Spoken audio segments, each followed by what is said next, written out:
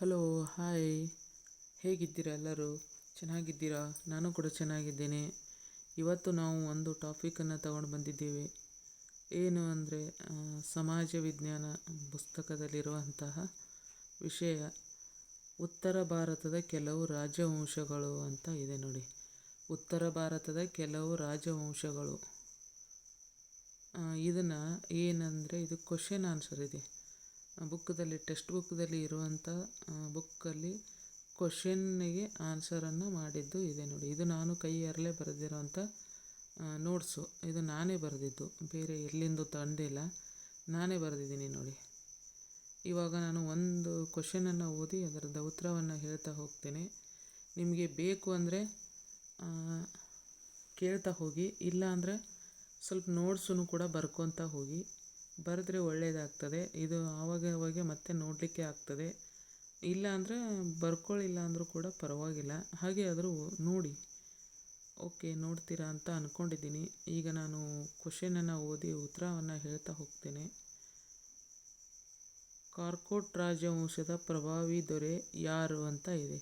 ಕಾರ್ಕೋಟ್ ರಾಜವಂಶದ ಪ್ರಭಾವಿ ದೊರೆ. ಕಾರ್ಕೋಟ್ ರಾಜವಂಶದ ಪ್ರಭಾವಿ ದೊರೆ ಲಲಿತಾದಿತ್ಯ. ಯಾರು? ಲಲಿತಾದಿತ್ಯ. ರಜಪೂತರ ಗುಣಧರ್ಮಗಳು ಯಾವುವು ಅಂತ ಕೇಳಿದ್ದಾರೆ ನೋಡಿ. ರಜಪೂತರ ಗುಣಧರ್ಮಗಳು ಯಾವುವು ಅಂದರೆ ಗೋವುಗಳು, ಅನಾಥರು, ದುರ್ಬಲರು ಮತ್ತು ಸ್ತ್ರೀಯರ ರಕ್ಷಣೆ ಮಾಡುವುದು ತಮ್ಮ ಧರ್ಮವೆಂದು ಅವರು ಭಾವಿಸಿದ್ದರು. ಯಾರು? ರಜಪೂತರು.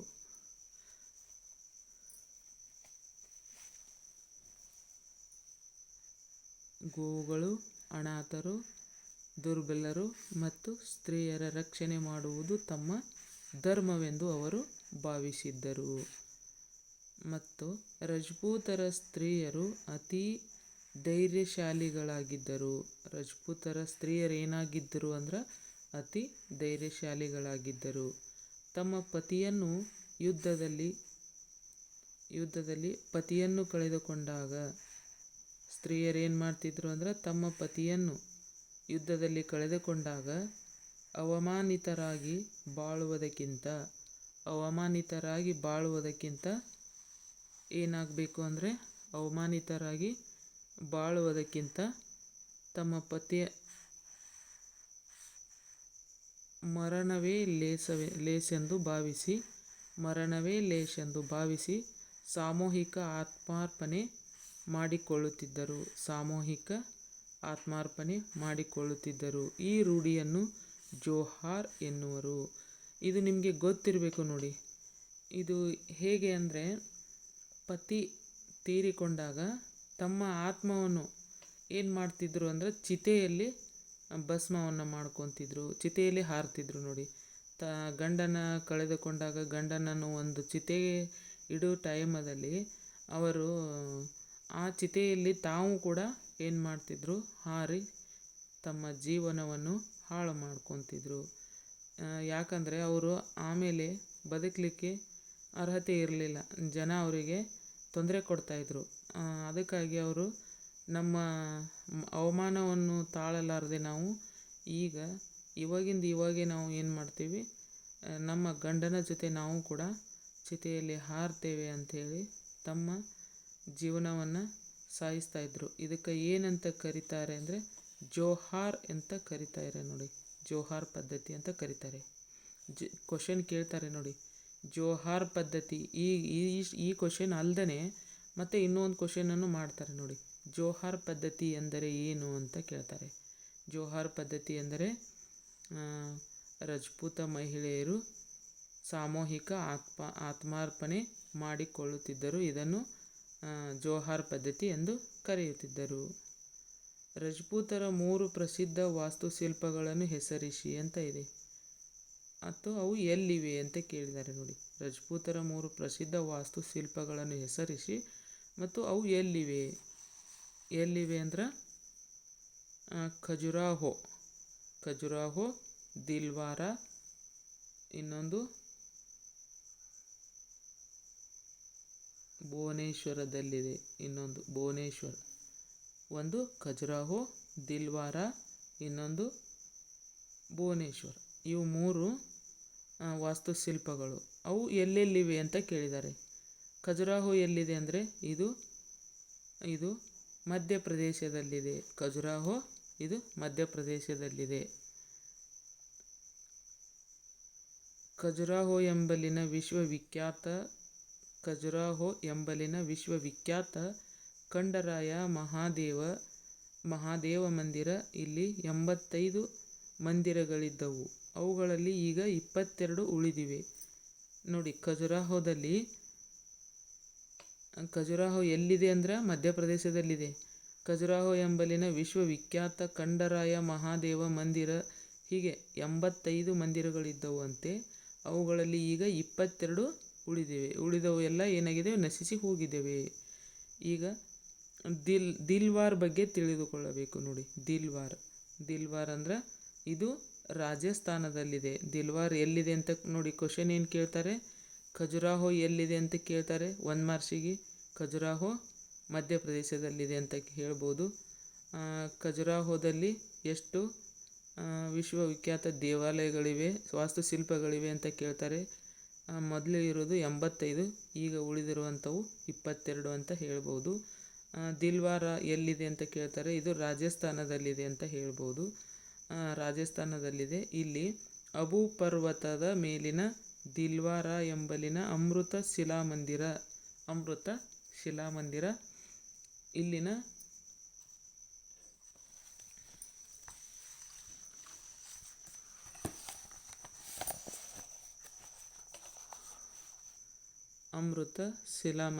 ಇಲ್ಲಿನ ಸೂಕ್ಷ್ಮ ಕೆತ್ತನೆಯ ಮೋಹಕ ಕೃತಿಗಳು ಜಗತ್ಪ್ರಸಿದ್ಧವಾಗಿವೆ.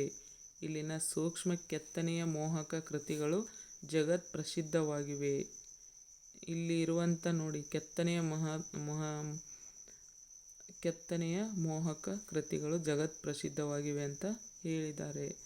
ಕೋನಾರ್ಕ್, ಇನ್ನೊಂದು ಏನಿದೆ ಕೋನಾರ್ಕ್, ಇದು ಒಡಿಸ್ಸಾದಲ್ಲಿದೆ. ಕೋನಾರ್ಕ್ ಎಲ್ಲಿದೆ ಅಂದರೆ ಒಡಿಸ್ಸಾದಲ್ಲಿದೆ. ಕೋನಾರ್ಕ್ ಎಂಬಲಿನ ಅಪೂರ್ವ ಸೂರ್ಯ ದೇವಸ್ಥಾನ ಸೂರ್ಯದೇವನ ರಥದಂತೆ ಇರುವ ಭಾರತದ ಭವ್ಯ ಹಾಗೂ ಬೃಹತ್ ದೇವಾಲಯಗಳಲ್ಲಿ ಒಂದಾಗಿದೆ. ಕೋನಾರ್ಕ್ ಎಂಬಲಿನ ಅಪೂರ್ವ ಸೂರ್ಯ ದೇವಸ್ಥಾನ ಸೂರ್ಯದೇವನ ರಥದಂತೆ ಇರುವ ಭಾರತದ ಭವ್ಯ ಹಾಗೂ ಬೃಹತ್ ದೇವಾಲಯಗಳಲ್ಲಿ ಒಂದಾಗಿದೆ. ರಥದ 24 ಗಾಲಿಗಳನ್ನು ಸುಂದರವಾಗಿ ಕೊರೆಯಲಾಗಿದೆ. ಇನ್ನೊಂದು ನೋಡು, ಭುವನೇಶ್ವರ ಅಂತ ಇದೆ ಅಲ್ಲ, ಭುವನೇಶ್ವರ ಒಡಿಸ್ಸಾದಲ್ಲಿದೆ. ಭುವನೇಶ್ವರ ಎಲ್ಲಿದೆ ಅಂತ ಕೇಳಿದರೆ ಒಡಿಸ್ಸಾದಲ್ಲಿದೆ. ಇದು ಕೋನಾರ್ಕ್, ಇದು ಒಡಿಸ್ಸಾದಲ್ಲಿದೆ. ಕೋನಾರ್ಕ್ ಅಂದರೆ ನಿಮ್ಗೆ ಗೊತ್ತಾಗ್ತದೆ. ಕೋನಾರ್ಕ್ ಅಂದರೆ ಎಲ್ಲಿದೆ. ಕೋನಾರ್ಕ್ ಎಂಬಲಿನ ಅಪೂರ್ವ ದೇವಸ್ಥಾನದ ಸೂರ್ಯದೇವನ ರಥದಂತೆ ಇರುವ ಭಾರತದ ಭವ್ಯ ಹಾಗೂ ಬೃಹತ್ ದೇವಾಲಯಗಳಲ್ಲಿ ಒಂದಾಗಿದೆ. ಕ್ವಶನ್ ಏನು ಕೇಳ್ತಾರೆ ಅಂದರೆ, ಸೂರ್ಯ ದೇವಸ್ಥಾನ ಎಲ್ಲಿದೆ ಅಂತ ಕೇಳ್ತಾರೆ. ಕೋನಾರ್ಕ್ದಲ್ಲಿದೆ. ಕೋನಾರ್ಕ್ ಎಲ್ಲಿದೆ ಅಂತ ಕೇಳ್ತಾರೆ. ಒಡಿಸ್ಸಾದಲ್ಲಿದೆ. ಕೋನಾರ್ಕ್ ಎಲ್ಲಿದೆ, ಒಡಿಸ್ಸಾದಲ್ಲಿದೆ. ಸೂರ್ಯ ದೇವಾಲಯ ಎಲ್ಲಿದೆ ಅಂದರೆ ಕೋನಾರ್ಕ್ದಲ್ಲಿದೆ. ಹೀಗೆ ಬದಲ ಮಾಡಿ ಕೇಳ್ತಾರೆ ನೋಡಿ. ಸೂರ್ಯ ಅಲ್ಲಿರುವ ರಥದ ಗಾಲಿಗಳು ಎಷ್ಟು ಅಂತ ಕೇಳ್ತಾರೆ. 24 ಗಾಲಿಗಳು ಅಂತ ಹೇಳ್ಬೋದು. ಭುವನೇಶ್ವರ್ ಎಲ್ಲಿದೆ ಅಂದರೆ ಭುವನೇಶ್ವರ್ ಒಡಿಸ್ಸಾದಲ್ಲಿದೆ. ಭುವನೇಶ್ವರ್ ಎಂಬಲ್ಲಿನ ಲಿಂಗರಾಜ್ ದೇವಾಲಯ 1,000 ವರ್ಷಗಳಷ್ಟು ಹಳೆಯದು. ಇದರ ಶಿಖರವು 180 ಅಡಿ ಎತ್ತರವಿದೆ. ಭುವನೇಶ್ವರ್ ಎಂಬಲ್ಲಿನ ಲಿಂಗರಾಜ್ ದೇವಾಲಯ 1,000 ವರ್ಷಗಳಷ್ಟು ಹಳೆಯದು. ಇದರ ಶಿಖರವು 180 ಅಡಿ ಎತ್ತರವಿದೆ. ಕೇಳ್ತಾರೆ ನೋಡಿ. ಭುವನೇಶ್ವರ್ ಎಲ್ಲಿದೆ ಅಂತಂದರೆ ಒಡಿಸ್ಸಾದಲ್ಲಿದೆ. ಭುವನೇಶ್ವರದಲ್ಲಿರುವ ಲಿಂಗರಾಜ್ ದೇವಾಲಯ ಎಷ್ಟು ವರ್ಷಗಳಾದಷ್ಟು ಹಳೆಯದಿದೆ ಅಂತಂದರೆ 1,000 ವರ್ಷಗಳಷ್ಟು ಹಳೆಯದಿದೆ. ಇದರ ಶಿಖರವು ಎಷ್ಟು ಎತ್ತರವಿದೆ ಅಂದರೆ 180 ಅಡಿ ಎತ್ತರವಿದೆ. ಈಗ ಬರೆದಿರೋಂಥ ಉತ್ತರದಾಗೆ ಮತ್ತೆ 1 ಮಾರ್ಕ್ಸಿನ ಉತ್ತರ ಕೇಳಿದರೆ ಈ ಥರ ಗೊತ್ತಾಗಬೇಕು ನೋಡಿ. ನಾವು ಇಷ್ಟು ಎಲ್ಲ ತಿಳ್ಕೊಂಡ್ರೆ ಇದರಲ್ಲಿ ಇರುವಂತಕ್ಕ 1 ಮಾರ್ಕ್ಸ್ 2 ಮಾರ್ಕ್ಸು ನಾವು ಎಲ್ಲ ಕೂಡ ತಿಳಿತೀವಿ. ಬರೀ ನಾವು 1 ಮಾರ್ಕ್ಸಿನ ಮಾತ್ರ ತಿಳ್ಕೊಂಡ್ರೆ ಇದೆಲ್ಲ ನಮಗೆ ಅರ್ಥ ಆಗಲ್ಲ ನೋಡಿ. ಬೃಹತ್ ಆಕಾರದ ಗ್ವಾಲಿಯರ್ ಕೋಟೆಯನ್ನು ಭಾರತದ ಕೋಟೆಗಳ ಕೊರಳ ಹಾರದ ಮುತ್ತು ಎಂದು ಕರೆದಿದ್ದಾರೆ. ಇಲ್ಲಿ ನೋಡಿ, ಗ್ವಾಲಿಯರ್ ಇದೆ ಅಲ್ವಾ, ಗ್ವಾಲಿಯರ್ ಎಲ್ಲಿದೆ ಅಂತ ಕೇಳ್ತಾರೆ. ಮಧ್ಯಪ್ರದೇಶದಲ್ಲಿದೆ ಅಂತ ಹೇಳ್ಬೋದು. ಗ್ವಾಲಿಯರ್ ಮಧ್ಯಪ್ರದೇಶದಲ್ಲಿದೆ. ಬೃಹತ್ ಆಕಾರದ ಗ್ವಾಲಿಯರ್ ಕೋಟೆಯನ್ನು ಭಾರತದ ಕೋಟೆಗಳ ಕೊರಳ ಹಾರದ ಮುತ್ತು ಎಂದು ಕರೆದಿದ್ದಾರೆ. ಕೊರಳ ಹಾರದ ಮುತ್ತು ಎಂದು ಕರೆದಿದ್ದಾರೆ. ಇಲ್ಲಿ ರಾಜ ಮಾನಸಿಂಗನು ತನ್ನ ನೆಚ್ಚಿನ ರಾಣಿ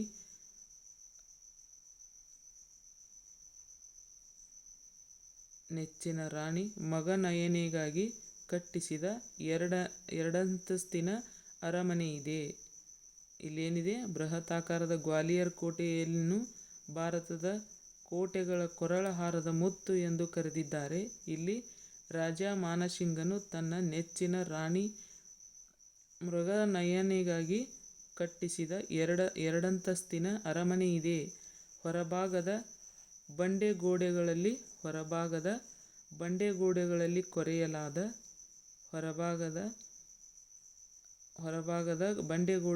ಕೊರೆಯಲಾದ ಹಲವಾರು ಮೂರ್ತಿಗಳಲ್ಲಿ ಜೈನ ಮತದ ಪ್ರಥಮ ತೀರ್ಥಂಕರ ಋಷಭ ಅಂದ್ರೆ ಆದಿನಾಥ ನೋಡಿ. ಪ್ರಥಮ ತೀರ್ಥಂಕರ ಯಾರು ಅಂತ ಗೊತ್ತಿದೆ, ಋಷಭ ಅಂತ ಇದೆ. ಅವನಿಗೆ ಆದಿನಾಥ ಅಂತ ಕೂಡ ಕರೀತಾರೆ. ಮೂರ್ತಿ ಭಾರಿ ಎತ್ತರವಾಗಿದೆ. ಪ್ರಥಮ ತೀರ್ಥಂಕರ ಋಷಭನ ಮೂರ್ತಿ ಭಾರಿ ಎತ್ತರವಾಗಿದೆ. ಋಷಭನಾಥ ಯಾವ ಮತದವನು ಅಂತ ಕೇಳ್ಬೋದು. ಜೈನ ಮತ. ನಾನು ಜೈನ ಮತದ ಬಗ್ಗೆ ತುಂಬ ಹೇಳಿದ್ದೇನೆ, ಮತ್ತು ಬೌದ್ಧ ಮತದ ಕೂಡ ಹೇಳಿದ್ದೇನೆ. ಪ್ರಥಮ ತೀರ್ಥಂಕರ ಯಾರು? ಋಷಭನಾಥ. ಮೂರ್ತಿ ಭಾರಿ ಎತ್ತರವಾಗಿದೆ ಅಂತ ಹೇಳಿದ್ದಾರೆ. ಇದು ಈ ಥರ ಅರ್ಥ ಮಾಡಿಕೊಂಡು ಓದಿದರೆ ಅದರ 1 ಮಾರ್ಕಿನೂ ನಮಗೆ ತುಂಬ ಹೆಲ್ಪ್ ಆಗ್ತವೆ. ಇಲ್ಲಾಂದರೆ ನಾವು ಅರ್ಧಂಬರ್ಧ ಓದಿದರೆ 1 ಮಾರ್ಕ್ಸಿನೂ ಸಿಗಲ್ಲ ನೋಡಿ. ಬರೀ ಬಾಹ್ಯಾಟ ಹಾಕಿದಾಗೆ ಕಣ್ಣಿಲೆ ಕಾಣಿಸಿದರೆ ಏನೂ ಗೊತ್ತಾಗಲ್ಲ. ಇವಾಗ ಜೈಪುರ್ ಎಲ್ಲಿದೆ? ರಾಜಸ್ಥಾನದಲ್ಲಿದೆ. ಕಾಮನಾಗಿ ಎಲ್ಲರಿಗೂ ಗೊತ್ತಿರುತ್ತೆ. ಜೈಪುರ್ ರಾಜಸ್ಥಾನದಲ್ಲಿದೆ. ಜೈಪುರನ್ನು ಗುಲಾಬಿ ನಗರ ಎನ್ನುವರು. ಜೈಪುರನ್ನು ಏನಂತ ಕರೀತಾರೆ? ಗುಲಾಬಿ ನಗರ ಅಂತ ಕರೀತಾರೆ. ಕ್ವಶನ್ 1 ಮಾರ್ಕ್ಸಿಂದ ಇದೆ ನೋಡು. ಜೈಪುರ್ ಇಲ್ಲಾಂದ್ರೆ ಗುಲಾಬಿ ನಗರ ಅಂತ ಯಾವುದನ್ನು ಕರೀತಾರೆ ಅಂದರೆ ಜೈಪುರ್. ಏಕೆಂದರೆ ಇಲ್ಲಿನ ಕಟ್ಟಡಗಳ ಬಣ್ಣ. ಜೈಪುರನ್ನು ಗುಲಾಬಿ ನಗರ ಅಂತ ಯಾಕೆ ಕರೀತಾರೆ ಅಂದರೆ ಇಲ್ಲಿನ ಕಟ್ಟಡಗಳ ಬಣ್ಣ ಗುಲಾಬಿ. ಇಲ್ಲಿರುವ ಕಟ್ಟಡಗಳ ಬಣ್ಣ ಕೂಡ ಗುಲಾಬಿ. ಜೈಪುರ್ ಪ್ರಪಂಚದ ಸುಂದರ ನಗರಗಳಲ್ಲೊಂದು, ಜಗತ್ತಿನಲ್ಲಿ ಕೂಡ ಸುಂದರವಾದ ಒಂದು ನಗರ ಆಗಿದೆ ಅಂತೆ ಎಂಬ ಹೊಗಳಿಕೆ ಪಾತ್ರವಾಗಿದೆ. 5 ಅಂತಸ್ತುಗಳುಳ್ಳ ಹವಾಮಹಲ್ ಜೈಪುರದ ಒಂದು ಆಕರ್ಷಕ ಕಟ್ಟಡ. ಕೇಳ್ತಾರೆ ನೋಡಿ. ಈಗ ನಾವು ಇಷ್ಟೆಲ್ಲ ಬರೀ ಜೈಪುರ್ ಬಗ್ಗೆ ತಿಳ್ಕೊಂಡಿವಿ. ಇದರಲ್ಲೇ ಒಂದು 4-5 ಕ್ವಶನ್ ಆಗ್ತವೆ. ಜೈಪುರ್ ಎಲ್ಲಿದೆ? ರಾಜಸ್ಥಾನ್. ಆಮೇಲೆ ಜೈಪುರನ್ನು ಯಾವ ನಗರವೆಂದು ಕರೀತಾರೆ? ಗುಲಾಬಿ ನಗರ ಅಂತ ಕರೀತಾರೆ. ಗುಲಾಬಿ ನಗರವೆಂದು ಯಾವುದನ್ನು ಕರೆಯುತ್ತಾರೆ? ಜೈಪುರನ್ನು ಕರೆಯುತ್ತಾರೆ. ಇಲ್ಲಿನ ಕಟ್ಟಡಗಳ ಬಣ್ಣ ಯಾವುದು? ಗುಲಾಬಿ. ಜೈಪುರ್ ಪ್ರಪಂಚದ ಸುಂದರ ನಗರಗಳಲ್ಲೊಂದು ಎಂಬ ಹೊಗಳಿಕೆ ಪಾತ್ರವಾಗಿದೆ ಅಂತ ಇದೆ. ಇಲ್ಲಿ 5 ಅಂತಸ್ತುಗಳುಳ್ಳ ಹವಾಮಹಲ್ ಜೈಪುರದಿಂದ ಒಂದು ಆಕರ್ಷಕ ಕಟ್ಟಡ ಅಂತ ಇದೆ. ಜೈಪುರದ ಹವಾಮಹಲ್ ಎಲ್ಲಿದೆ ಅಂತ ಕೇಳ್ತಾರೆ. ಹವಾಮಹಲ್ ಜೈಪುರದಲ್ಲಿದೆ ಅಂತ ಹೇಳಬಹುದು. ಇಲ್ಲಿ 5ರಿಂದ 4, 5, 6 ಕ್ವಶನ್ ಬಂದಿದ್ದಾವೆ ನಮಗೆ.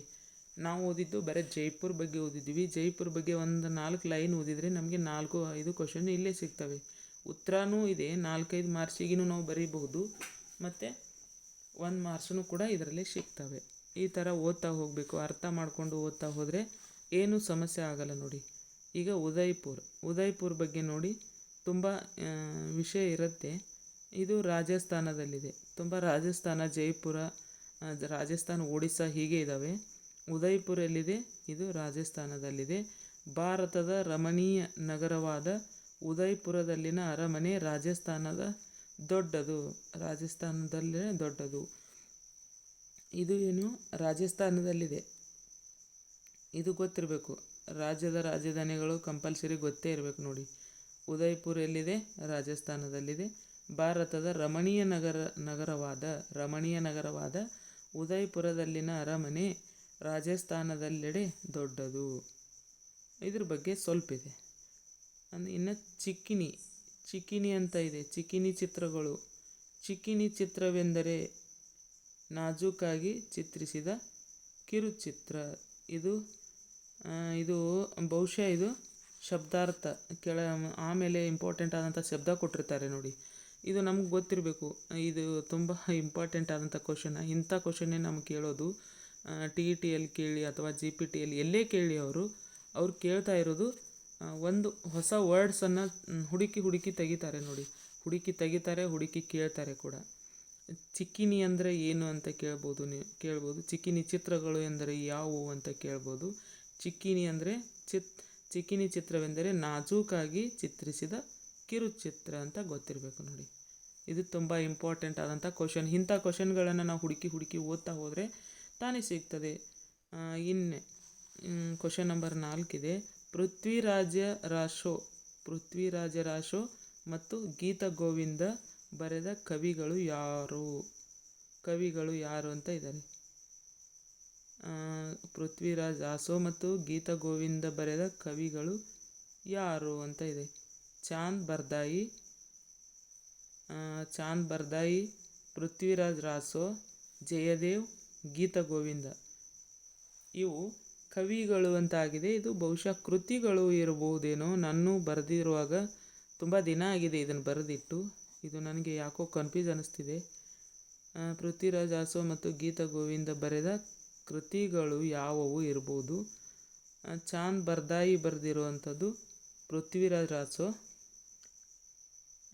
ಇಲ್ಲ ಸಾರಿ, ಇದೇ ಗೊತ್ತಿದೆ. ಇಲ್ಲಿ ಚಾಂದ್ ಬರ್ದಾಯಿ ಕವಿ ಇದ್ದಾನೆ, ಇಲ್ಲಿ ಜಯದೇವ್ ಕವಿ ಇದ್ದಾನೆ. ಇವೆರಡು ಪೃಥ್ವಿರಾಜ್ ರಾಸೋ ಮತ್ತು ಗೀತ ಗೋವಿಂದ ಬರೆದ ಕವಿಗಳು.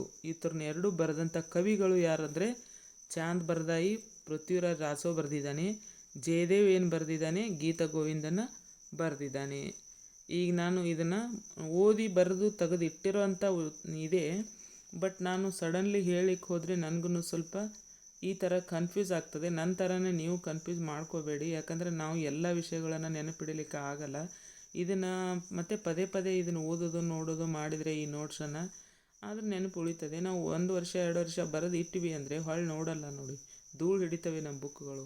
ಆದರೂ ಕೂಡ ನಾವು ನೋಡಲ್ಲ. ಮತ್ತೆ ಮುಂದೆ ಏನಿದೆ ಅಂತ ಹೋಗ್ತೇವೆ. ಇದ್ದಂಥ ವಿಷಯವನ್ನು ಇದ್ದಂಥ ಮಟೀರಿಯಲನ್ನು ನಾವು ಒಳ್ಳೆಯ ರೀತಿಯಿಂದ ಉಪಯೋಗಿಸ್ಕೊಂಡ್ರೆ ಅಲ್ಲಿ ನಮಗೆ ತುಂಬ ಹೆಲ್ಪ್ ಆಗ್ತದೆ ಅಂತ ಅಂದ್ಕೊಂಡಿದ್ದೀನಿ ನಾನು. ಇವಾಗ 6ನೇ ಪ್ರಶ್ನೆ. ಬಪ್ಪ ರಾವಲ್ ಎಂದರೆ ಯಾರು ಅಂತ ಇದೆ. ಇದು ಪಾಠದಿಂದ ಇರುವಂಥ ಕ್ವಶನ್ಗಳು. ಇವು ನಾನೇನು ಸೃಷ್ಟಿ ಮಾಡಿರುವಂಥ ಕ್ವಶನ್ ಅಲ್ಲ. ಇವು ಪಾಠದ ಹಿಂದಗಡೆ ಇರುವಂಥ ಕ್ವಶನ್ಗಳು. ಯಾಕಂದರೆ ಇಲ್ಲಿ 6 ಯಾಕೆ ಬರೆದಿದ್ದೇನೆ ಅಂದರೆ 5 ಮಿಸ್ ಆಗಿದೆ. 5 ಆ ಪೇಜಲ್ಲಿದೆ. 6 ನಾನು ಮಕ್ಕಳ ಸ್ಕೂಲ್ಗೆ ಹೋಗ್ತಿದ್ದೆ. ಮಕ್ಕಳ ಜೊತೆ ನಾನು ಬರಿತಾ ಇದ್ದೆ. ಹಾಗೆ ಪಾಠ ಹೇಳ್ತಾ ಅದು ಒಂದು ಮಿಸ್ ಆಗಿ 6 ಹಾಕಿದ್ದೀನಿ. 6 ಹಾಕಿ 6 ಕ್ವಶನ್ ಕೂಡ ಬರೆದಿದ್ದೀನಿ. ಅದ್ರ ಉತ್ತರ ಕೂಡ ಬರೆದಿದ್ದೇನೆ. ಆಮೇಲೆ 5 ಆ ಕಡೆ ಬರೆದಿದ್ದೇನೆ. ಆಮೇಲೆ ಅದು ಮಿಸ್ ಆಗಬಾರ್ದು ಅಂತ ಆ ಪೇಜ್ ಒಳಗೆ ಬರೆದಿದ್ದೇನೆ. ಇದು ಬಪ್ಪ ರಾವಲ್ ಎಂದರೆ ಯಾರು ಅಂತ ಇದೆ. ಬಪ್ಪ ರಾವಲ್ ಎಂದರೆ ರಜಪೂತರಲ್ಲಿ ಗುಹೀಲರು ವೀರ ಪರಂಪರೆಯ ವಂಶದವರು. ಯಾರು? ಬಪ್ಪ ರಾವಲ್ ಅಂದರೆ ರಜಪೂತರಲ್ಲಿ ಗುಹೀಲರು ವೀರ ಪರಂಪರೆಯ ವಂಶದವರು ಅಂತ ಇದೆ. ಈ ವಂಶದ ದೊರೆ ಕೊಮ್ಮಾಣನು ಅರಬರ ದಾಳಿಯಿಂದ ತನ್ನ ರಾಜ್ಯವನ್ನು ರಕ್ಷಿಸಿ ಬಪ್ಪ ರಾವಲ್ ಎಂಬ ಬಿರುದನ್ನು ಧರಿಸಿದನು. ಯಾರು? ಕೊಮ್ಮಾಣನು ಅರಬರ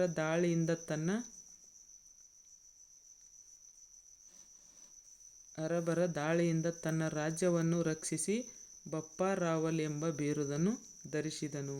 ಬಪ್ಪ ರಾವಲ್ ಎಂದರೆ ಯಾರು ಅಂತ ಕೇಳ್ತಾರೆ. ರಜಪೂತರ ದೊರೆ. ಅವನ ಹೆಸರು ಏನಂದರೆ ಕೊಮ್ಮಾಣನು. ನೋಡು, ಅವನ ಹೆಸರು ಕೊಮ್ಮಾಣನು. ಅರಬರ ದಾಳಿಯಿಂದ ತನ್ನ ರಾಜ್ಯವನ್ನು ರಕ್ಷಿಸಿದ್ದಕ್ಕಾಗಿ ಅವನಿಗೆ ಏನಾಯ್ತು, ಬಪ್ಪಾರ್ ರಾವಲ್ ಎಂಬ ಬಿರುದನ್ನು ಧರಿಸಿದನು. ಅದಕ್ಕೆ ಇವನಿಗೆ ಬಪ್ಪಾರ್ ರಾವಲ್ ಅಂತ ಕರೀತಾರೆ. ಬಪ್ಪಾರ್ ರಾವಲ್ ಅಂದರೆ ಯಾರು ಅಂತ ಕೇಳಿದರೆ ಹೇಳಬೇಕು ನೋಡಿ. ತುಂಬ ಹಿಸ್ಟ್ರಿ ತುಂಬ ಏನಿದೆ ಅಂದರೆ ಟಫ್ ಇದೆ. ಟಫ್ ಅಂದರೆ ಏನು, ಓದಲಿಲ್ಲ ಅಂದರೆ ಟಫ್ ಆಗ್ತದೆ, ಓದಿದರೆ ಏನು ಟಫ್ ಇಲ್ಲ ನೋಡಿ, ಈಸಿ ಇರುತ್ತೆ. ನಾವು ಓದಲೇ ಯಾವಾಗೋ ಒಂದು ಸಲ ಹಿಡಿದ್ರೆ ಅದು ಹಂಗೆ ಆಗೋದೆ. ಇಲ್ಲಿ 5ನೇ ಕ್ವಶನ್ ಇಲ್ಲಿ ಬಂದಿದೆ ನೋಡಿ. ಪೃಥ್ವಿರಾಜ್ ಚೌಹಾಣ್ ಕುರಿತು ಟಿಪ್ಪಣಿ ಬರೆಯಿರಿ ಅಂತ ಇದೆ. ಈಗ ಇದರಲ್ಲಿ ಟಿಪ್ಪಣಿ ಇದೆ, ತುಂಬ ಒಂದು ಅರ್ಧ ಪೇಜ್ ಟಿಪ್ಪಣಿ ಇದೆ. ಈ ಟಿಪ್ಪಣಿಯಲ್ಲಿ ನಮಗೆ ಎಷ್ಟು 1 ಮಾರ್ಕ್ಸಿನ ಕ್ವಶನ್ ಬರ್ತವೆ ಅಂತ ಈ ಟಿಪ್ಪಣಿಯನ್ನು ನಾವು ಓದಿದ ಮೇಲೆ ಬರೆದ ಮೇಲೆ ಇದ್ರಾಗೆ ಸಿಗ್ತವೆ ನೋಡಿ. ತುಂಬ ಕ್ವಶನ್ ಇರ್ತವೆ ನೋಡಿ. ಟಿಪ್ಪಣಿ ಅಂದರೆ ನಾವು ಅವ್ರ ಬಗ್ಗೆ ಪೂರ್ಣ ಒಂದು ವಿಷಯವನ್ನು ಬರೀಬೇಕು ನೋಡಿ. ಚೌಹಾಣರಲ್ಲಿ 3ನೇ ಪೃಥ್ವಿರಾಜನು ಪ್ರಸಿದ್ಧ ಅರಸ. ಯಾರು? ಚೌಹಾಣರಲ್ಲಿ 3ನೇ ಪೃಥ್ವಿರಾಜನು ಏನು ಮಾಡ್ತಾನೆ ಅಂದರೆ ಪ್ರಸಿದ್ಧ ಅರಸು. ದಿಲ್ಲಿ ಅವನ ರಾಜಧಾನಿಯಾಗಿತ್ತು. ಯಾರ ರಾಜಧಾನಿ? ಚೌಹಾಣರ ರಾಜಧಾನಿ ದೆಹಲಿಯಾಗಿತ್ತು. ಪೃಥ್ವಿರಾಜನು ಮಹಮ್ಮದ್ ಗೋರಿಯ ಆಕ್ರಮಣಗಳನ್ನು ವಿರೋಧಿಸಿದನು. ಪೃಥ್ವಿರಾಜನು ಮಹಮ್ಮದ್ ಗೋರಿಯ ಆಕ್ರಮಣಗಳನ್ನು ವಿರೋಧಿಸಿದನು. ಅನೇಕ ರಜಪೂತ ಅರಸರನ್ನು ಒಗ್ಗೂಡಿಸಿದನು. ಆದರೆ ಕನೌಜದ ರಾಜನಾದ ಜಯಚಂದ್ರನು ಇವನೊಂದಿಗೆ ಸೇರಲಿಲ್ಲ. ಯಾರೊಂದಿಗೆ ಸೇರಲಿಲ್ಲ? ಪೃಥ್ವಿರಾಜನೊಂದಿಗೆ ಸೇರಲಿಲ್ಲ ನೋಡಿ. ಪೃಥ್ವಿರಾಜನು ಮಹಮ್ಮದನನ್ನು ಕದನದಲ್ಲಿ ಮಹಮ್ಮದನನ್ನು ಏನು ಮಾಡಿದ? ಸೋಲಿಸಿದನಾದರೂ ಕೂಡ ಆತನಿಗೆ ಕ್ಷಮಾಪಣ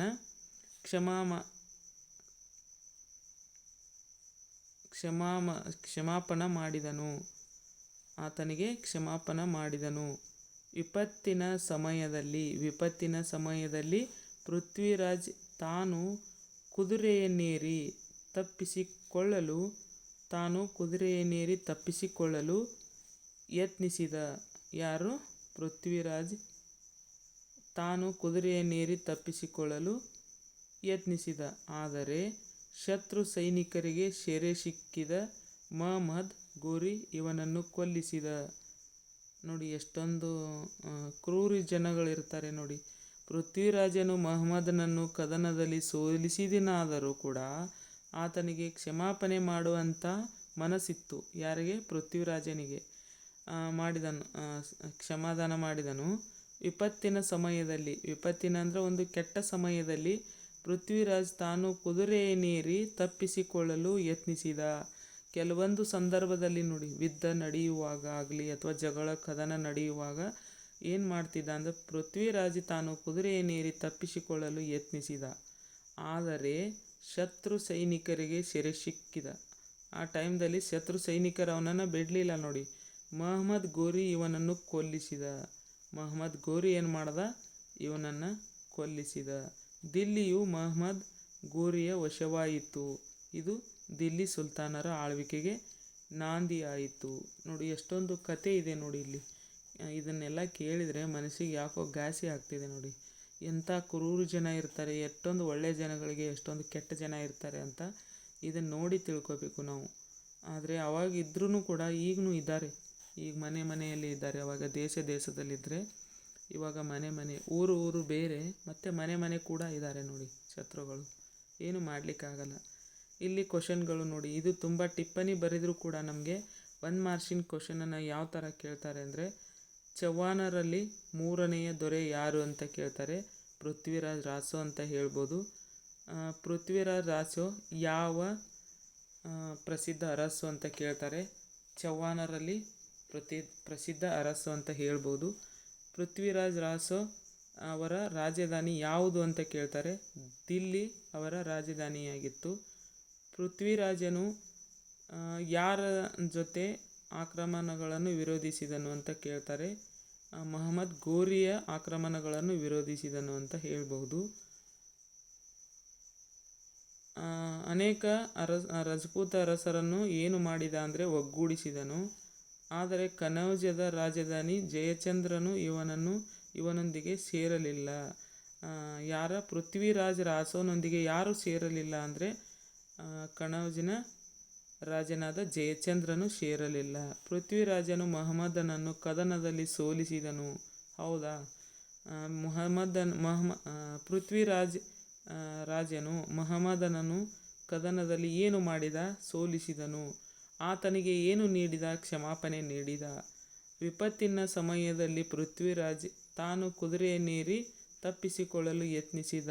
ಆದರೆ ಶತ್ರು ಸೈನಿಕರಿಗೆ ಸೆರೆ ಸಿಕ್ಕಿದ ಮಹಮ್ಮದ್ ಏನು ಮಾಡಿದ? ಗೋರಿ ಇವನನ್ನು ಕೊಲ್ಲಿಸಿದ. ಯಾರನ್ನು? ಪೃಥ್ವಿರಾಜ್ ಚೌಹಾನನನ್ನು ಕೊಲ್ಲಿಸಿದ. ದಿಲ್ಲಿಯು ಯಾರ ವಶವಾಯಿತು? ಗೋರಿಯ ವಶವಾಯಿತು. ಇದು ದಿಲ್ಲಿ ಸುಲ್ತಾನರ ಆಳ್ವಿಕೆ ನಾಂದಿಯಾಯಿತು. ಇದೇ ಕೊನೆ ಆಯಿತು ನೋಡಿ. ಇಲ್ಲಿ ಪೃಥ್ವಿರಾಜ್ ಚೌಹಾನ್ ಸತ್ತ ಮೇಲೆ ಇದು ದಿಲ್ಲಿ ಸುಲ್ತಾನರ ಆಳ್ವಿಕೆಗೆ ನಾಂದಿ ಆದ ಕೂಡ ಇದು ಇಲ್ಲಿಗೆ ಎಂಡ್ ಆಯಿತು ಅಂತ ಇದೆ ನೋಡಿ. ಇಲ್ಲೇ ನೋಡಿ ಎಷ್ಟು ಕ್ವಶನ್ ಇದ್ದಾವೆ. ಇದೊಂದು ನಾವು ಕಥೆ ರೂಪದಲ್ಲಿ ಇದನ್ನು ಓದಿಬಿಟ್ರೆ ಇದರಲ್ಲಿ ಇರುವಂಥ ಕ್ವಶನ್ಗಳು ಯಾವ ಥರ ಕೂಡ ಕೇಳಿದ್ರೂ ಹೇಳಲಿಕ್ಕೆ ರೆಡಿ ಇರ್ತೇವೆ ನೋಡಿ. ಹೇಳಲಿಕ್ಕೆ ರೆಡಿ ಇರ್ತೇವೆ ಮತ್ತು ಬರೀಲಿಕ್ಕೂ ರೆಡಿ ಇರ್ತೇವೆ. ಈ ಒಂದು ಪೃಥ್ವಿರಾಜ್ ಚೌಹಾನರ ಬಗ್ಗೆ ಒಂದು ಟಿಪ್ಪಣಿ ಬರೆಯಿರಿ ಅಂತ ಕೇಳಿದ್ರೆ GPSTR ಇದನ್ನು ಕೇಳ್ತಾರೆ. ಕೇಳಿದರೆ ಏನು ಬರೀಬೇಕು? ಇದು 5 ಮಾರ್ಕ್ಸಿಗೆ ಕೇಳಿದರೆ ಇಷ್ಟು ಬರಿಬೇಕು, ಅಥವಾ 2 ಮಾರ್ಕ್ಸಿಗೆ 3 ಮಾರ್ಕ್ಸಿಗೆ ಕೇಳಿದರೆ ನಮಗೆ ಇಷ್ಟು ಬರೆಯೋ ಅವಶ್ಯಕತೆ ಇಲ್ಲ. ಇದರ ಒಳಗಿಂದು ಅರ್ಧವನ್ನು ತೆಗೆದು ಅರ್ಧವನ್ನು ನಾವು ಕಡಿಮೆ ಮಾಡಿ ಬರಿಬಹುದು. ನಾವು ನೆನಪಿಟ್ಕೊಂಡಿರೋದು ಮೇನ್ ಆಗಿ ಬರೀಲಿಕ್ಕೆ ಅವಕಾಶ ಇದೆ ನೋಡಿ. ಇದೆಲ್ಲ ಬರ್ತಾ ಕುಂತ್ರೆ ನಮಗೆ ಟೈಮ್ ಸಾಲಲ್ಲ. ಇದು ಬರೀಬಹುದು, ನೆನಪಿದ್ರೆ ಬರೀಬಹುದು, ಬಟ್ ನೆನಪಿದ್ರೆ ನಮಗೆ ಕೊಡೋದು 2 ಮಾರ್ಕ್ಸ್ ಅಲ್ವಾ. ಇದನ್ನೆಲ್ಲ ಬರೆದ್ರು 2 ಮಾರ್ಕ್ಸ್ ಕೊಡೋರು ಅವರು. ಅದಕ್ಕಾಗಿ ಇಷ್ಟು ಎಲ್ಲ ಬರೆಯೋ ಅವಶ್ಯಕತೆ ಇಲ್ಲ. ಇದರಾಗಿಂದು ಸ್ವಲ್ಪ ತೆಗೆದು ಇಂಪಾರ್ಟೆಂಟ್ ಇರುವಂಥ ಪಾಯಿಂಟ್ಸನ್ನು ಹಾಕುವಂಥ ಮನಸ್ಸಿರಬೇಕು ನೋಡಿ. ಅಂದರೆ ಮುಂದಾಲೋಚನೆ ಇರಬೇಕು. ಮುಂದಾಲೋಚನೆ ಇದ್ದರೆ ಮಾತ್ರ ನಾವು ಬರೀಲಿಕ್ಕೆ ಸಾಧ್ಯ. ಇಲ್ಲ ನಾನು ಬರೀದಕ್ಕಾಗಲ್ಲ, ನಾನು ಇದೇನೇ ಓದಿನಿ ಅಂದರೆ ಬೈಪಾಠ ಹಾಕೋದವ್ರಿಗೆ ಬರೀಲಿಕ್ಕೆ ಕಡಿಮೆ ಮಾಡಲಿಕ್ಕೆ ಬರಲ್ಲ. ಅರ್ಥ ಮಾಡಿಕೊಂಡು ಬರೆದವ್ರಿಗೆ ಕಡಿಮೆ ಮಾಡ್ಬೋದು, ಜಾಸ್ತಿನೂ ಕೂಡ ಮಾಡ್ಬೋದು. ಒಂದೇ ಒಂದು ವರ್ಡ್ ಕೊಟ್ಟರೆ ಅದ್ರ ಬಗ್ಗೆ ನಾವು 10 ಪೇಜ್ ಆದರೂ ಬರೀಬೋದು. 10 ಪೇಜು ಇರುವಂಥ ವಿಷಯವನ್ನು ಒಂದು 3-4 ಲೈನಲ್ಲಿ ಕೂಡ ಬರೀಲಿಕ್ಕೆ ಅರ್ಹತೆ ಇರಬೇಕು ನೋಡಿ. ಹಾಗಿದ್ದರೆ ಮಾತ್ರ ಮುಂದುವರಿಲಿಕ್ಕೆ ಸಾಧ್ಯ. ಇಲ್ಲ ಅಂದರೆ ಏನಾಗ್ತದೆ? ತುಂಬ ಸಮಸ್ಯೆ ಆಗ್ತದೆ ನೋಡಿ. ತುಂಬ ಸಮಸ್ಯೆ ಆಗ್ತದೆ, ತುಂಬ ಅರ್ಥನೂ ಆಗಲ್ಲ ಕೂಡ. ಆ ಥರ ಮಾಡ್ಕೊತ ಹೋದರೆ ಟೈಮ್ ಹಾಳಾಗೋದು ನಮ್ಮದೇ, ಬೇರೆ ಯಾರ್ದು ಆಗಲ್ಲ ನೋಡಿ. ಕ್ವಶನ್ ನಂಬರ್ 7 ರಾಣಾ ಸಂಗ್ರಾಮ ಸಿಂಗನ ಬಗ್ಗೆ ಟಿಪ್ಪಣಿ ಬರೆಯಿರಿ ಇದೆ. ಅಲ್ಲಿ ಚೌಹಾನನ ಬಗ್ಗೆ ಇತ್ತು, ಇಲ್ಲಿ ಸಂಗ್ರಾಮನ ಸಿಂಹನ ಬಗ್ಗೆ ಟಿಪ್ಪಣಿ ಇದೆ ನೋಡಿ. ತುಂಬ ಇದೆ. ಇದ್ರ ಬಗ್ಗೆ ತುಂಬ ಕ್ವಶನ್ಗಳು ಕೂಡ ಬರ್ತವೆ. ರಾಣಾ ಸಂಘ ಅಥವಾ ರಾಣಾ ಸಂಗ್ರಾಮ ಸಿಂಗನು ಗುಹಿಲ ವಂಶದ, ಇವನು ಕೂಡ ಗುಹಿಲ ವಂಶದ ಇನ್ನೊಬ್ಬ ಖ್ಯಾತ ದೊರೆ. 100 ಕದನಗಳ ವೀರ. ಈತನ ದೇಹದಲ್ಲಿ ಯುದ್ಧದ 80 ಗಾಯಗಳು ಕಲೆಗಳಿದ್ದವು. ಇವನು ದಿಲ್ಲಿಯ ಸುಲ್ತಾನರ ವಿರುದ್ಧ ಸತತ ಹೋರಾಡಿದನು. ನೋಡಿ ಎಷ್ಟೊಂದು ಸಮಸ್ಯೆ ಇದೆ ನೋಡಿ ಇಲ್ಲಿ. ರಾಣಾ ಸಂಘ್ ಅಥವಾ ರಾಣಾ ಸಂಗ್ರಾಮ ಸಿಂಗನು ಗುಹಿಲ ವಂಶದ ಇನ್ನೊಬ್ಬ ಖ್ಯಾತ ದೊರೆ. 100 ಕದನಗಳ ವೀರ ಅಂತ ಕರೀತಾರೆ ಅಂತ ಇವನಿಗೆ. ಕೇಳ್ಬೋದು, 100 ಕದನಗಳ ವೀರ ಅಂತ ಯಾರನ್ನು ಕರೀತಾರೆ ಅಂದರೆ ರಾಣಾ ಪ್ರತಾಪ ಸಿಂಗನನ್ನು. ಈತನ ದೇಹದಲ್ಲಿ ಯುದ್ಧದ ಎಷ್ಟು ಗಾಯಗಳಿದ್ದವು ಅಂತ ಕೇಳ್ತಾರೆ. 80 ಗಾಯಗಳು ಇದ್ದವು, ಗಾಯದ ಕಲೆಗಳಿದ್ದವು. ಇವನು ದಿಲ್ಲಿಯ ಸುಲ್ತಾನರ ವಿರುದ್ಧ ಸತತ ಹೋರಾಡಿದನು. ಇವನು ದಿಲ್ಲಿಯ ಸುಲ್ತಾನರ ವಿರುದ್ಧ ಏನು ಮಾಡಿದ? ಸತತ ಹೋರಾಡಿದ. ಇವನು ರಾಣಾ ಪ್ರತಾಪ್ ಸಿಂಗನು ಯಾವ ವಂಶದ ಖ್ಯಾತ ದೊರೆ? ಗುಹಿಲ ವಂಶದ ಖ್ಯಾತ ದೊರೆ. ಇದ್ರ ಬಗ್ಗೆ ನಾವು ತಿಳ್ಕೊಂಡ್ರೆ ಬರೀ ಹಿಂದೆ ಮುಂದೆ ಮಾಡಿ ಇದನ್ನೇ ಕ್ವಶನ್ ಕೇಳ್ತಾರೆ. ಅದಕ್ಕಾಗಿ ನಾವು ಪೂರ ತಿಳ್ಕೊಬೇಕು ನೋಡಿ.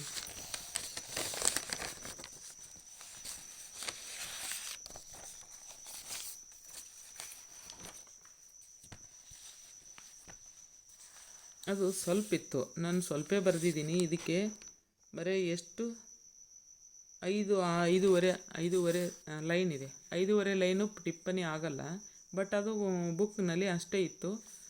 ನಮಗೆ ಬೇಕು ಅಂದರೆ ಅದ್ರ ಬಗ್ಗೆ ಇನ್ನೂ ಜಾಸ್ತಿ ತಿಳ್ಕೊಂಡು ನಾವು ಅದರಲ್ಲಿ ಸೇರಿಸ್ಲಿಕ್ಕೆ ಆಗತ್ತೆ ನೋಡಿ. ಜಾಸ್ತಿ 5 ಮಾರ್ಕ್ಸು ಕಡಿಮೆ ಇರ್ತವೆ, 3 ಮಾರ್ಕ್ಸಿನ 2 ಮಾರ್ಕ್ಸಿನ ಜಾಸ್ತಿ ಇರ್ತವೆ ನೋಡಿ.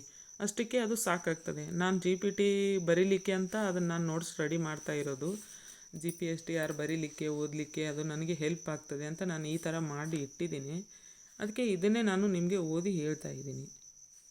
ರಜಪೂತರ 8ನೇ ಕ್ವಶನು, ರಜಪೂತರ ಕಾಲದ ಸಾಮಾಜಿಕ ಸ್ಥಿತಿಯನ್ನು ಕುರಿತು ಟಿಪ್ಪಣಿ ಬರೆಯಿರಿ. ಇಲ್ಲಿ ನೋಡಿ, ಇದನ್ನು ನಾವು ಏನೂ ಓದೋ ಅವಶ್ಯಕತೆನೇ ಇಲ್ಲ. ಹಿಂದೆ ಹೇಳಿದ್ದೀನಲ್ಲ, ಹಿಂದೆ ಹೇಳಿರುವಂಥ ವಿಷಯ ಇಲ್ಲಿ ಇರುತ್ತೆ ನೋಡಿ. ನಾನು ನಿಮ್ಮ ಮುಂದೆನೇ ಓದ್ತಾ ಇರೋದು. ರಜಪೂತರ ಕಾಲದ ಸಾಮಾಜಿಕ ಸ್ಥಿತಿಗಳ ಕುರಿತು ಟಿಪ್ಪಣಿ ಬರೆಯಿರಿ. ಇಲ್ಲಿ ಜೋಹಾರ್ ಪದ್ಧತಿ ಇತ್ತಲ್ವ, ಅದು ಹೇಗೆ ಅಂತ ಎಲ್ಲರಿಗೆ ಅರ್ಥ ಇದೆ ನೋಡಿ. ರಜಪೂತರ ಕಾಲದಲ್ಲಿ ವೃತ್ತಿಗೆ ಅನುಗುಣವಾಗಿ ವಿವಿಧ ವರ್ಗಗಳಿದ್ದವು. ಯಾವ್ಯಾವು ಅಂದರೆ, ಸಮಾಜದಲ್ಲಿ ಸ್ತ್ರೀಯರಿಗೆ ಗೌರವದ ಸ್ಥಾನವಿತ್ತು. ಗೌರವದ ಸ್ಥಾನವಿತ್ತು. ಸ್ತ್ರೀಯರು ಸಾಹಿತ್ಯ, ನೃತ್ಯ, ಸಂಗೀತ, ಚಿತ್ರಕಲೆ, ಕಸೂತಿಗಳಲ್ಲಿ ಪರಿಣಿತರಾಗಿದ್ದರು. ಯಾವುದಕ್ಕಂದರೆ, ಸ್ತ್ರೀಯರು ಸಾಹಿತ್ಯ, ನೃತ್ಯ, ಸಂಗೀತ, ಚಿತ್ರಕಲೆ, ಕಸೂತಿಗಳಲ್ಲಿ ಪರಿಣಿತರಾಗಿದ್ದರು. ರಜಪೂತರು ಪುಣ್ಯಕ್ಷೇತ್ರಗಳಲ್ಲಿ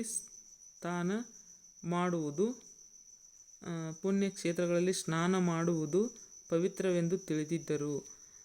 ರಜಪೂತರು ಏನಾಗಿತ್ತು ಅಂದರೆ, ಪುಣ್ಯಕ್ಷೇತ್ರಗಳಲ್ಲಿ ದೇವಸ್ಥಾನಗಳಿಗೆ ಹೋಗ್ತಾರೆ, ಮತ್ತು ಅಲ್ಲಿ ಒಂದು ನದಿ ಅಥವಾ ಕೊಳವೆ ಅಂತ ಇರ್ತಾವಲ್ಲ, ಅಲ್ಲಿ ಸ್ನಾನ ಮಾಡುವುದು ಪವಿತ್ರವೆಂದು ತಿಳಿದಿದ್ದರು. ಬ್ರಾಹ್ಮಣ ಆವಾಸವೆನಿಸಿದ ಪುಷ್ಕರ ಗಣ್ಯ ಯಾತ್ರಾಸ್ಥಳವೆನಿಸಿತು. ಬ್ರಾಹ್ಮಣ ಆವಾಸವೆನಿಸಿದ ಪುಷ್ಕರ ಗಣ್ಯ ಯಾತ್ರಾಸ್ಥಳವೆನಿಸಿತು ನೋಡಿ ಅವರಿಗೆ. ಪ್ರತಿ ವರ್ಷ ಇಲ್ಲಿ ನಡೆಯುತ್ತಿದ್ದ ದೊಡ್ಡ ಜಾತ್ರೆಯು ಈಗಲೂ ಪ್ರಸಿದ್ಧವಾಗಿದೆ. ಇಲ್ಲಿ ಮೊದಲು ನಡೀತಾ ಇರುವಂಥ ಜಾತ್ರೆ ಈಗಲೂ ಕೂಡ ಪ್ರಸಿದ್ಧವಾಗಿದೆ. ಈಗ ಇದು ಇಂಪಾರ್ಟೆಂಟ್ ಇದೆ. ಇದ್ರ ಜೊತೆ ಇನ್ನೂ ಜೋಹಾರ್ ಪದ್ಧತಿ ಹಾಕ್ಬೋದು, ಇನ್ನೂ ಏನೇನೋ ಅದು ವಿಷಯವನ್ನು ತುಂಬ ಇದೆ. ಈಗ ನಾನು ಇದಕ್ಕೆ ಇಷ್ಟೇ ಉತ್ತರ ಸಿಗ್ತದೆ ಅಂತ ಇಷ್ಟೇ ಬರೆದಿದ್ದೇನೆ. ಇನ್ನೂ ಜಾಸ್ತಿ ಬರಿಬಹುದು ನೋಡಿ, ಇನ್ನೂ ಜಾಸ್ತಿ ತಿಳ್ಕೊಂಡು ಬರೀಬಹುದು. ಇಷ್ಟು ಆದರೆ ಇದು ಇಂಪಾರ್ಟೆಂಟ್ ಇರೋವಂಥ ಕ್ವಶನ್ನು ಉತ್ತರ. ಇದನ್ನೇ ನಾವು ಅದನ್ನು ಹಾಕಿನೂ ಬರಿಬೋದು, ಬಿಟ್ಟರೂ ಬಿಡ್ಬೋದು. ಕ್ವಶನ್ ನಂಬರ್ 9, ಅಹೋಮ್ ರಾಜವಂಶದ ಪ್ರಖ್ಯಾತ ದೊರೆ ಯಾರು ಅಂತ ಇದೆ. ಅಹೋಮ್ ರಾಜವಂಶದ ಪ್ರಖ್ಯಾತ ದೊರೆ ಯಾರು? ಅಹೋಮ್ ರಾಜವಂಶದ ಪ್ರಖ್ಯಾತ ದೊರೆ ಸುಕಾಪ. ಇದು 1 ಮಾರ್ಕ್ಸಿನ ಕ್ವಶನ್ ಇದೆ. ಇದು ಅಲ್ಲೇನೋ ಮಿಸ್ ಆಗಿತ್ತೋ ಗೊತ್ತಿಲ್ಲ. ಇಲ್ಲಿ ಬಂದು ಇದು ತೆಗೆದಿದ್ದೇನೆ, ಏನೇ ಸ್ವಂತ ತೆಗೆದಿದ್ದೇನೆ ಗೊತ್ತಿಲ್ಲ. ಅಹೋಮ್ ರಾಜವಂಶದ ಪ್ರಖ್ಯಾತ ದೊರೆ ಯಾರು ಅಂತ ಇದೆ. ಅಹೋಮ್ ರಾಜವಂಶದ ಪ್ರಖ್ಯಾತ ದೊರೆ ಸುಕಾಪ. ಇದು ಕ್ವಶನ್ನು ಎಲ್ಲೋ ಬಿದ್ದಿದೆ ಇದು, ಅದಕ್ಕಾಗಿ ಇದನ್ನು ಹುಡುಕಾಡಿ ತೆಗೆದಿದ್ದೆ ಕಾಣಿಸ್ತದೆ. ಇದು ಪಾಠದ ಹಿಂದೆ ಕ್ವಶನ್ ಇಲ್ಲ ಅನ್ನಿಸ್ತದೆ. ಇದಕ್ಕೆ ಇರಲ್ದಕ್ಕಾಗಿ ಇದನ್ನು ನಡು ಕ್ವಶನ್ ಇದೆ, ಈ ಕ್ವಶನ್ನು ನಾನು ತೆಗೆದಿದ್ದೇನೆ ಅನ್ನಿಸ್ತದೆ. ಬಟ್ ನೋಡಬೇಕು ಏನಿದೆ ಅಂತ. ನಾನು ಇದನ್ನು ಪಾಠದ ಹಿಂದಿನ ಕ್ವಶನನ್ನೇ ತೆಗೆದಿದ್ದೇನೆ ಅಂತ ನನಗಿದೆ ನೆನಪು. ಬಟ್ ಇದು ನಾನು ನೋಟ್ಸ್ ಮಾಡಿ ಇಟ್ಕೊಂಡಿದ್ದೇನೆ. ನಾನು ಇದನ್ನೇ ಓದ್ತಾ ಇರೋದು. ಇವಾಗ ನಾನು ತುಂಬ ದಿನದಿಂದ ಬೇರೆ ವಿಷಯ ಓದೋದ್ರಿಂದ ಇದು ಸ್ವಲ್ಪ ಡಿಲೇ ಆಗಿದೆ. ಹಾಗಂತ ಇದು ಮರು ಆಗ್ತಾ ಇದೆ ನೋಡಿ. ಈ ಥರ ಮರು ಮಾಡಿದರೆ ಯೂಸ್ ಇಲ್ಲ, ಸ್ವಲ್ಪ ಓದಬೇಕು. ಕಾಲಗಣನೆ ಇದೆಯಲ್ಲ, ಕ್ರಿಸ್ತ ಶಕ ಕಾರ್ಕೋಟ್ ರಾಜವಂಶ 625ರಿಂದ 855 ಕ್ರಿಸ್ತ ಶಕ ಇದೆ ನೋಡಿ. ಇದು ಕ್ರಿಸ್ತ ಶಕ ಅಂದರೆ 625ರಿಂದ 855. ರಜಪೂತರ ಕಾಲ ಏನಿದೆ ಅಂದರೆ 650ರಿಂದ 1700. ರಜಪೂತರ ಕಾಲ 650ರಿಂದ 1700. ಅಹೋಮ್ ರಾಜವಂಶ 1228ರಿಂದ 1826. ಅಹೋಮ್ ರಾಜವಂಶ 1228ರಿಂದ 1826. ಇಷ್ಟು ಇದು ಉತ್ತರದ ಏನಿದೆ ಕ್ವಶನು. ಉತ್ತರ ಭಾರತದ ಕೆಲವು ರಾಜವಂಶಗಳು ಅಂತ ಇದೆ. ಇದು ಬಹುಶಃ 6ನೇ ಕ್ಲಾಸ್ನಲ್ಲಿದ್ದ ಬುಕ್ಕ ಇರ್ಬೋದು. 6ನೇ ಕ್ಲಾಸ್ ಬುಕ್ಕನೇ ಇದು. ನನಗೆ ನೆನಪಿದೆ 6ನೇ ಕ್ಲಾಸ್ ಬುಕ್ದಲ್ಲೇ ಇದ್ದಂಥ ಕ್ವಶನ್ಗಳನ್ನು ನಾನು ಫಸ್ಟ್ ತೆಗೆದು ಒಂದು ಕಡೆ ಬರ್ಕೊಂಡು ಅದನ್ನೇ ನೋಡಿ ಇಟ್ಟಿದ್ದೇನೆ. ಬಟ್ ಇವಾಗ ಮತ್ತೆ ಸೆಕೆಂಡ್ ಇಯರ್ ಬುಕ್ಕ ಓದ್ತಾ ಇರೋದ್ರಿಂದ ಇದು ಕಡಿಮೆ ಆಗಿದೆ. ಇದು ಹಾಗೆ ನೋಡ್ತಾ ಇದ್ದರೆ ಏನು ಅನಿಸಲ್ಲ, ನೋಡ್ತಾ ಹೋಗಬೇಕು. ನೋಡ್ತಾ ಹೋಗಬೇಕು. ನೋಡಿ ನೀವು ಇದು ನಿಮಗೆ ಇಷ್ಟ ಆದರೆ ಕೇಳಿ ಮತ್ತು ಬರ್ಕೊತ ಹೋಗಿ. ಇದು ನಿಮಗೆ ನೋಟ್ಸು ತುಂಬ ಹೆಲ್ಪ್ ಇದೆ. 6ನೇ ಕ್ಲಾಸ್ನವ್ರಿಗೂ ಕೂಡ ಹೆಲ್ಪ್ ಇದೆ. ಆಮೇಲೆ CET ಮತ್ತು TET ಎರಡೂ ಓದ್ತಾ ಇರೋರಿಗೂ ಕೂಡ ತುಂಬ ಹೆಲ್ಪ್ ಇದೆ. ಮೇನಾಗಿ GPSTRಗೆ ತುಂಬ ಹೆಲ್ಪ್ ಇದೆ ಕೂಡ. ಮತ್ತು TET ಅವ್ರಿಗೆ ಕೂಡ ಹೇಳಿಕೆ ರೂಪದಲ್ಲಿ ಕ್ವಶನ್ ಕೇಳ್ತಾರೆ ಇವಾಗ. ಇದೆಲ್ಲ ನಮಗೆ ಅರ್ಥ ಆದರೆ ಇದರಲ್ಲಿ ಹೇಳಿಕೆ ರೂಪದಲ್ಲಿ ನಮಗೆ ಇದನ್ನೆಲ್ಲನೂ ಇದು ಒಂದೇ ಇದೊಂದು 6-8 ಲೈನ್ ಇದೆಯಲ್ಲ, ಇದನ್ನೇ ಏನು ಮಾಡ್ತಾರೆ ಅವರು ಕೆಳಗಿನ ಮ್ಯಾಗೆ ಮೇಗಿನ ಕೆಳಗೆ ಮಾಡಿ ಹೇಳಿಕೆ ರೂಪದಲ್ಲಿ ಕೊಟ್ಬಿಡ್ತಾರೆ. ಸರಿಯಾಗಿ ಬರೆಯಿರಿ ಅಂತ ಕೊಡ್ಬೋದು. ಇಲ್ಲ ಅಂದರೆ 3 ಕ್ವಶನ್ಗಳನ್ನು ಸರಿಯಾಗಿ ಕೊಟ್ಟು 1 ಕ್ವಶನ್ ತಪ್ಪಾಗಿ ಕೊಟ್ಟು ತಪ್ಪು ಹುಡುಕಿ ತೆಗೀರಿ ಅಂತ ಕೇಳ್ತಾರೆ. ಇಲ್ಲ ಅಂದರೆ 3 ಉತ್ತರ ಸರಿಯಾಗಿದ್ದು ಈ ಮೇಲಿನವುಗಳೆಲ್ಲ ತಪ್ಪು ಅಂತ ಕೊಡ್ತಾರೆ. ನಾವು ಮೇಲಿನವುಗಳೆಲ್ಲ ತಪ್ಪು ಅಂತ ಹಾಕಿದರೆ ಅದು ತಪ್ಪಾಗ್ತದೆ. ಮತ್ತು ಇನ್ನೊಂದು ಕ್ವಶನ್ ಮೇಲಿನವುಗಳೆಲ್ಲವೂ ಸರಿ ಅಂತ ಕೊಡ್ತಾರೆ, ಹಾಗೂ ಆಗ್ತದೆ. ಹೀಗೆ ತುಂಬ ಹೇಳಿಕೆ ರೂಪದಲ್ಲಿ ಕೊಡ್ತಾ ಇದ್ದಾರೆ. ಆದರೆ ಈ ಹೇಳಿಕೆ ರೂಪದಲ್ಲಿ ಕೊಡೋ ವಿಷಯವನ್ನು ನಾವು ಕಣ್ಣಿಲೆ ನೋಡಿದರೆ, ನ್ಯೂ ಟೈಪ್ ಕ್ವಶನನ್ನು ನೋಡಿದರೆ ಎಂದೂ ನಾವು ಜೀವನದಲ್ಲಿ ಉದ್ಧಾರ ಆಗಲ್ಲ. ನಮಗೆ ತಿಳಿದೋ ಇಲ್ಲ. ನಾವು ಏನು ಮಾಡಬೇಕು ಅಂದರೆ ಇದನ್ನು ನಾವು ಜಾಸ್ತಿ ವಿವರಣೆಯನ್ನು ಓದ್ತಾ ಹೋಗಬೇಕು. ನಾನು ಕ್ವಶನ್ ಆನ್ಸರ್ ಬರೆದಿದ್ದೇನೆ ಅಂದರೂ ಕೂಡ ನಾನು ನ್ಯೂ ಟೈಪ್ ಕ್ವಶನ್ ನಾನು ಬರೆದೇ ಇಲ್ಲ. ಆದರೆ ಕೆಲವೊಂದು ಇದ್ದಾವೆ 1 ಮಾರ್ಕ್ಸಿನವು. ಆದರೆ ತುಂಬ ಎಲ್ಲನೂ 2ರಿಂದ ಮೇಲೆ ಇದ್ದಾವೆ ನೋಡಿ. 2 ಮಾರ್ಕ್ಸ್ಗಿಂತ ಜಾಸ್ತಿ ಮಾರ್ಕ್ಸ್ ಬೀಳುವಂಥ ಕ್ವಶನ್ಗಳೇ ಇದ್ದಾವೆ. ನಾನು ಜಾಸ್ತಿ ಹೇಳಬಾರ್ದು, ವಿವರಣೆ ಸಹಿತ ಬರೀಬೇಕು ಅಂದ್ಕೊಂಡೇ ಬರೆದಿದ್ದೇನೆ. ಇದು ನನಗೆ ತುಂಬ ಹೆಲ್ಪ್ ಆಗ್ತಿದೆ ಅಂದ್ಕೊಂಡಿದ್ದೀನಿ. ನಿಮಗೆ ಹೆಲ್ಪ್ ಆಗಿದ್ದರೆ ಇದೇ ಥರ ಉತ್ತರ ಕರೆಕ್ಟಾಗಿ ನನಗೆ ಬರೆದು ಹೇಳಿ ಅಂತ ಅಂದರೆ ನಾನು ಇನ್ನೂ ತುಂಬ ಬರೆದಿದ್ದೇ ಇದೆ, ನಾನು ಹೇಳ್ತಾ ಹೋಗ್ತೇನೆ. ನೀವು ಕೆಲವೊಂದು ನೋಟ್ಸ್ ಮಾಡ್ಕೊತ ಹೋಗಿ. ನೋಟ್ಸ್ ಮಾಡ್ತಾ ಹೋದರೆ ನಿಮಗೂ ಒಂದು ಟೈಮಲ್ಲಿ ಎಕ್ಸಾಮ್ ಇವತ್ತೇ ಕರೆದ್ರು ಅಂದರೆ ಕರೆದ ತಕ್ಷಣ ನಿಮಗೆ ಓದಲಿಕ್ಕೆ ಆಗಲ್ಲ. ಮೊದಲೇ ಎಲ್ಲ ರೆಡಿ ಒಳಗೆ ಇರಬೇಕು ನೋಡಿ. ರೆಡಿ ಒಳಗೆ ಇದ್ದರೆ ಓದ್ತಾ ಹೋಗಲಿಕ್ಕೆ ಅನುಕೂಲ ಆಗ್ತದೆ. ನಿಮಗೆ ಏನು ಅನ್ನಿಸ್ತದೆ ನನಗೆ ಹೇಳಿ. ನೀವು ಯಾರೂ ಮೆಸೇಜ್ ಮಾಡಲೇ ಇಲ್ಲ ಅಂದರೆ ನನಗೇನಂತ ಅರ್ಥ ಆಗ್ತದೆ, ಏನೂ ಅರ್ಥ ಆಗಲ್ಲ. ಮೆಸೇಜ್ ಮಾಡಿ, ತುಂಬ ಹೆಲ್ಪ್ ಆಗ್ತದೆ ಮೆಸೇಜ್ ಮಾಡಿದರೆ. ನಿಮಗೆ ಸರಿಯಾಗಿಲ್ಲ ಅಂದರೆ ಸರಿಯಾಗಿಲ್ಲ ಅಂತ ಹಾಕಿ, ಇಲ್ಲ ಸರಿಯಾಗಿದೆ ಇದೇ ಥರ ಮಾಡಿ ಅಂತ ಹೇಳಿದರೆ ಅದು ಥರ ಹಾಕಿ, ಇಲ್ಲ ಇನ್ನೂ ಇದಕ್ಕೆ ಸುಧಾರಣೆ ಮಾಡ್ಕೋಬೇಕು ಅಂತ ಅಂದರೆ ಅದನ್ನು ಹೇಳಿ. ಏನಾದರೂ ಒಂದು ಹೇಳಿ, ಏನಾದರೂ ಒಂದು ಕಮೆಂಟ್ ಹಾಕಿ. ಕೆಟ್ಟ ಕಮೆಂಟರೇ ಹಾಕಿರಿ, ಒಳ್ಳೆ ಕಮೆಂಟ್ ಆದರೂ ಹಾಕಿ ಕಮೆಂಟ್ ಹಾಕಿ, ಒಂದು ಲೈಕ್ ಕೊಡಿ. ಹಾಗೆ ಇದನ್ನು ಚಾನಲನ್ನು ಸಬ್ಸ್ಕ್ರೈಬ್ ಮಾಡ್ಕೊಂಬಿಡಿ. ಪಟ್ಟಂತ ನಾವು ಹಾಕಿದಂಥ ವಿಡಿಯೋ ನಿಮಗೆ ಫಸ್ಟು ಬಂದು ತಲುಪ್ತದೆ. ನೀವು ನೋಡ್ತಾ ಹೋಗಿ. ಯಾಕಂದರೆ ಎಜುಕೇಷನ್ ಚಾನಲ್ಗಳು ತುಂಬ ಇದ್ದಾವೆ ಕೂಡ. ನ್ಯೂ ಟೈಪ್ ಕ್ವಶನ್ನು ಕೂಡ ಹೇಳ್ತಾರೆ, ವಿವರಣೆನೂ ಕೂಡ ಹೇಳ್ತಾರೆ. ನಿಮಗೆ ಗೊತ್ತಾಗ್ತದೆ ಯಾವುದರಲ್ಲಿ ಜಾಸ್ತಿ ವಿವರಣೆ ಇರುತ್ತದೆ, ಯಾವುದು ತಿಳಿಯುವ ಹಾಗೆ ಹೇಳ್ತಾರೆ, ಯಾವುದು ನಮಗೆ ಇಂಪಾರ್ಟೆಂಟ್ ಇದೆ ಅಂತ ನಾವು ಯಾರೂ ಹೇಳೋ ಅವಶ್ಯಕತೆ ಇಲ್ಲ. ನಮ್ಮ ಕೆಲಸ ನಾವು ಮಾಡ್ತೇವೆ, ನಿಮ್ಮ ಕೆಲಸ ನೀವು ಮಾಡಿ.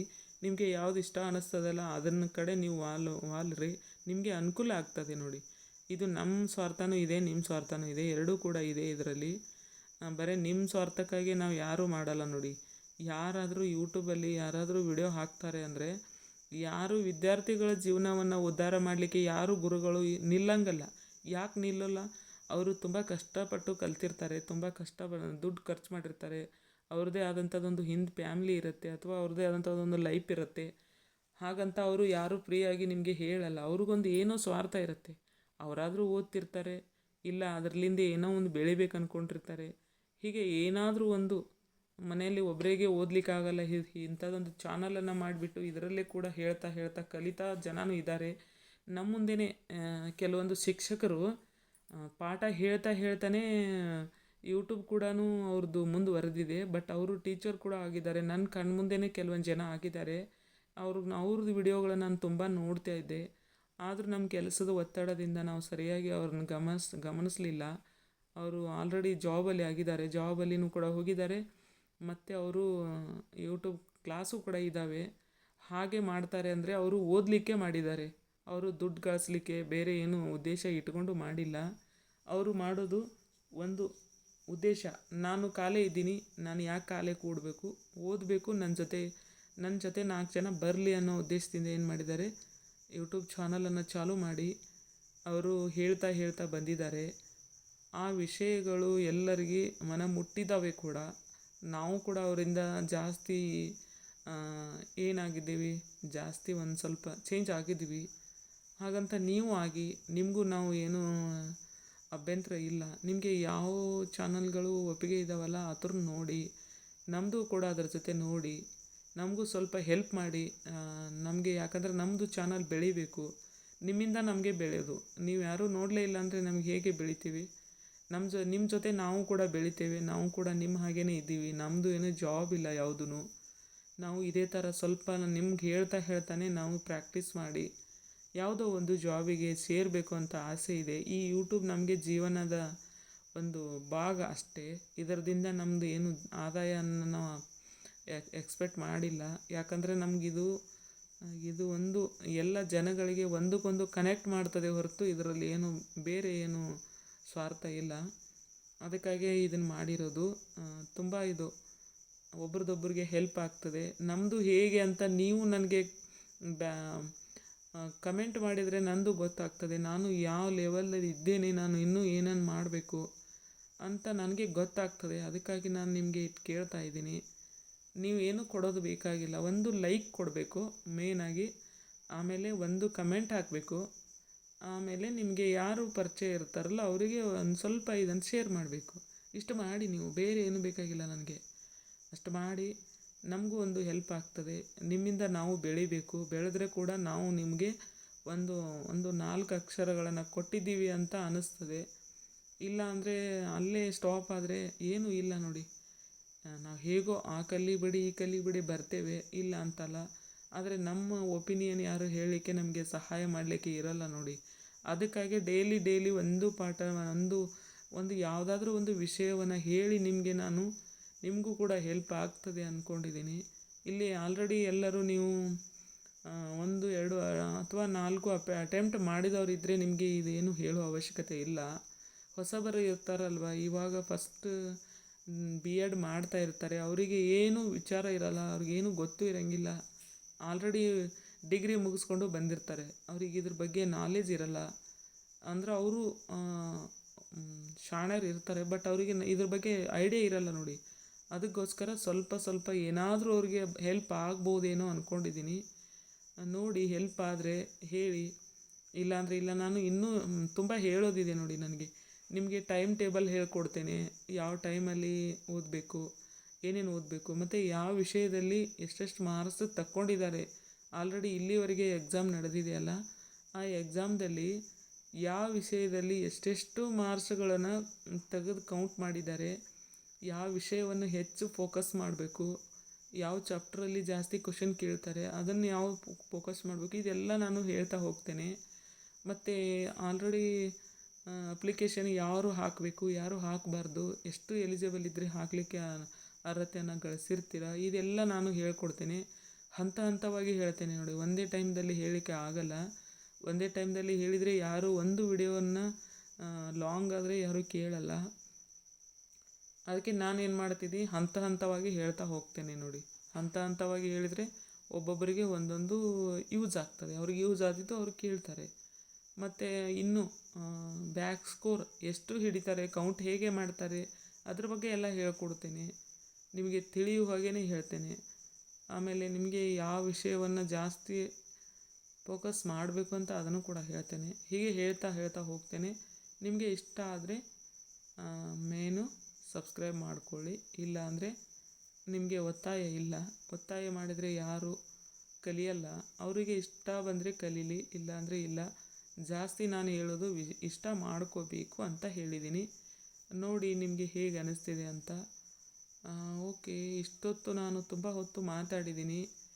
ನಿಮಗೆ ಬೇಸರ ಅಂದ್ಕೋಬೇಡಿ. ಯಾಕಂದರೆ 5 ನಿಮಿಷ 10 ನಿಮಿಷ ಹೇಳಿದರೆ ಯಾವ ವಿಷಯವನ್ನು ಅರ್ಥ ಆಗಲ್ಲ.